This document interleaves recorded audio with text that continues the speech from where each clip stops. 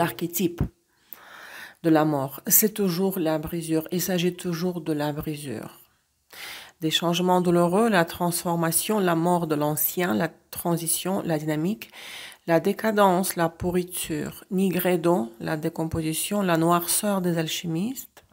Le pendu, l'arcane précédent, vit dans le néant, se trouve entre la vie et la mort.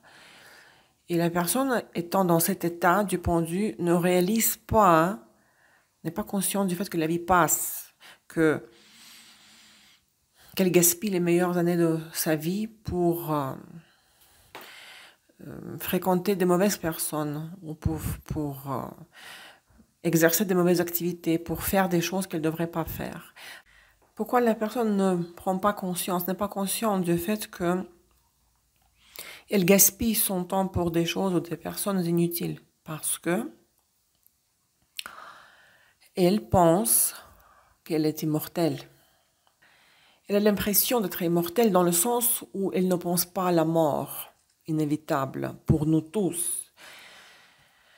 D'ailleurs, dans notre culture, nous avons l'habitude d'éviter le sujet de la mort. Nous n'y pensons pas, n'est-ce pas? Nous n'en parlons pas. Posons-nous la question, en quoi l'image d'un Dieu immortel diffère-t-elle de celle d'un être humain? Et c'est un sujet abordé dans toutes les cultures du monde. Qu'est-ce que l'homme possède que la divinité immortelle n'a pas? Si un Dieu est immortel, ça devrait être mieux d'être un Dieu immortel qu'un humain mortel. Mais qu'y a-t-il de bon dans la mortalité? Elle donne à l'homme le goût de la vie. Donc ici, on se souvient de la technique de Carlos Castaneda. Quand Don Juan dit « Consulte ta mort », elle se trouve derrière ton épaule gauche. Cela signifie « Souviens-toi de ta mortalité. N'oubliez pas que tu es mortel, que ta vie a une fin, arrivera à sa fin tôt ou tard.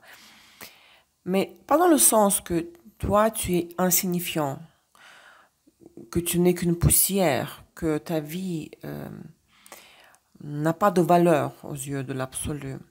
Mais dans le sens que ton temps est limité, donc ne le gaspille pas en actions inutiles, avec des personnes vides, inutiles. Ne gaspille pas ta vie, ton temps, pour une vie inutile, dépourvue de sens. Dans de nombreuses cultures, le thème de la mort est perçu comme une condition nécessaire pour savourer la vie. Et dans de nombreux contes, nous pouvons rencontrer l'intrigue où une divinité immortelle est prête à échanger son immortalité contre la possibilité de connaître la vie humaine et connaître le goût de la vie. Regardez, sous les pieds du cheval gît un roi mort et sa couronne est tombée. Il n'a pas de couronne. Et devant le cheval se tient un prêtre, le plus probablement le pape de Rome, avec une coiffe en forme de poisson. Il semble soit supplier pour sa vie, soit il accueillit la mort comme une libération, comme une fin, la fin qui est égale au début d'une nouvelle vie. Le pape pourrait aussi bien être en train de bénir le roi défunt, bénir ou prier. Peut-être il prie pour le roi défunt, ce qui pourrait donner une autre interprétation. Il faut du temps pour traverser la mort, pour vivre le deuil. Nous avons besoin du temps pour surmonter la mort, pour vivre le deuil. En bas à droite, nous voyons une jeune fille et un enfant. Ces figures sont des présentations de nous-mêmes. Nous avons été cet enfant. Et voilà notre âme, l'anima. Et voilà ici notre moi social. Et voici notre ego qui est mort. Ces personnages sont aussi des fantômes du passé, de notre vie antérieure, pas de l'incarnation précédente, mais des phases antérieures de notre vie. Des camarades de classe, des amis du passé, hein, des images du passé qui vivent en nous, les figures proches de nous, les figures des proches, telles que nos parents, elles doivent être réinterprétées, réincarnées sous de nouveaux symboles. Si nous nous accrochons à la nostalgie du passé, c'est une mauvaise voie. Nous devons transformer cette image, ces images, et les laisser partir. Si nous ne le faisons pas, ces images nous empoisonnent. Nous vivrons avec ce sentiment de la mélancolie, que le passé était meilleur que le présent et que le présent est mauvais. Et je pense à ma vie, comment elle était dans le passé. Et je suis donc victime de ces souvenirs du passé, de cette mélancolie du passé qui n'existe plus, qui se trouve déjà dans le passé. La mort danse. Aleister Crowley écrit qu'à chaque coup de faux, des bulles naissent, des bulles contenant des âmes. Et les âmes, sous forme de bulles, remontent à la surface de l'eau depuis les profondeurs. Et Crowley dit qu'il aurait dû nommer cette carte naissance, mais il conserve malgré tout, quand même, tant mieux, parce qu'il aime bien changer les noms de cartes. Il conserve le nom la mort. Nous voyons ici le début d'un cycle. Les âmes sont liées par des fils qui rappellent l'ADN. Les brins d'ADN montrent que tout est interconnecté. Dans les jeux de tarot modernes, mais toujours de la tradition de Aleister Crowley, les jeux comme Tabula Mundi ou Rosetta Tarot, le thème de l'ADN apparaît également. Le passé ne disparaît jamais. Il façonne le présent et surtout l'avenir. C'est pourquoi il est très important dans la psychanalyse ou dans la croissance spirituelle de comprendre, de d'abord comprendre son passé, votre passé, et de travailler sur lui, résoudre des problèmes du passé. Tant que cela n'a pas été fait, tout le reste est inutile, de travailler sur le présent et surtout sur l'avenir. Les âmes dans les bulles remontent vers le haut, à la surface, et elles reflètent le processus par lequel une impulsion émerge du fond de notre inconscient. Cette carte est très dynamique, représentant la première impulsion après une période de stagnation. Et plusieurs symboles du scorpion y sont présents. En astrologie, le scorpion a plusieurs aspects. Le scorpion, en tant qu'animal ou insecte plutôt, personnifie l'aspect inférieur du signe, celui de la décomposition et de la putréfaction, qui est aussi le processus de la filtration en alchimie, la séparation du dense et du subtil. Lorsqu'une chose se décompose, elle libère du gaz, et nous voyons de la vapeur et du gaz dans la partie supérieure de la carte, à gauche, en forme d'aigle ou d'esprit ou d'oiseau phénix. L'oiseau phénix symbolise la renaissance, l'oiseau qui, en mourant, se consume dans les flammes et renaît de ses cendres. Cela représente l'idée que le subtil se sépare du corps grossier, de la matière grossière.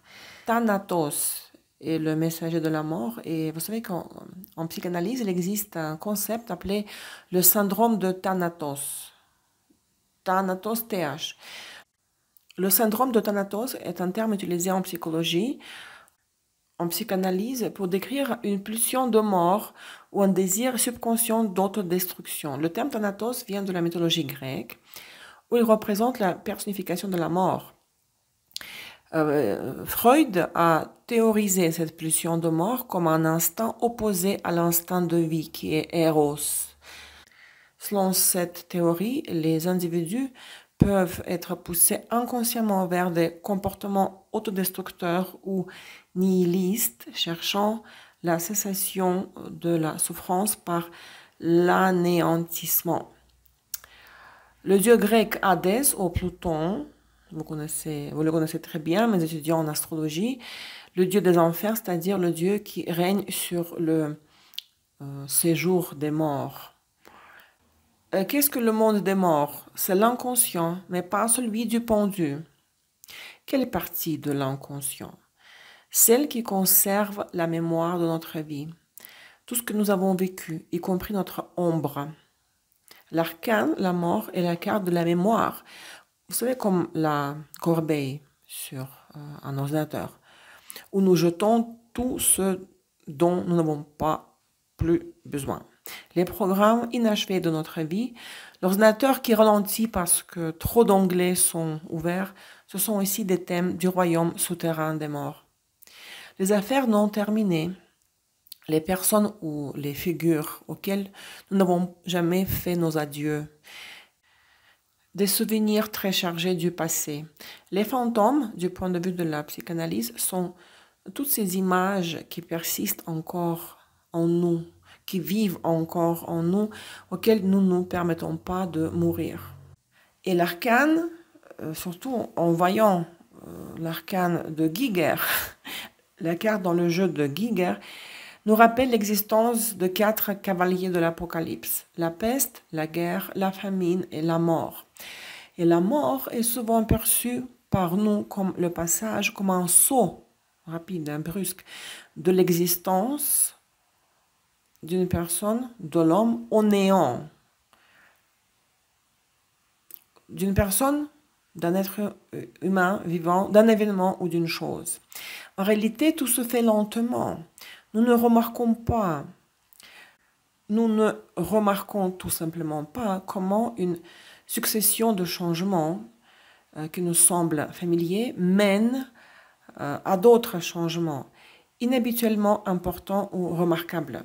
On ne peut pas ignorer les changements, s'accrocher au passé, car le passé s'estompe peu à peu, petit à petit, progressivement.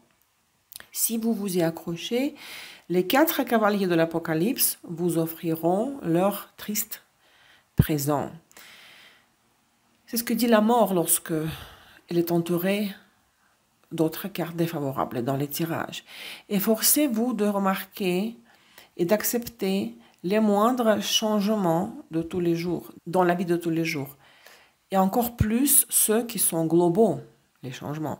Utilisez-les à votre avantage. Appréciez la grâce avec laquelle la faux de la mort vous libère des porteurs du passé. Encouragez le travail de la faux. Cette carte parle de notre acceptation de l'inconnu, ainsi que du rejet de ce qui est ancien et familier. Séparez-vous sans regret d'un être aimé, d'un ami ou d'un parent, de vos habitudes et de vos attachements.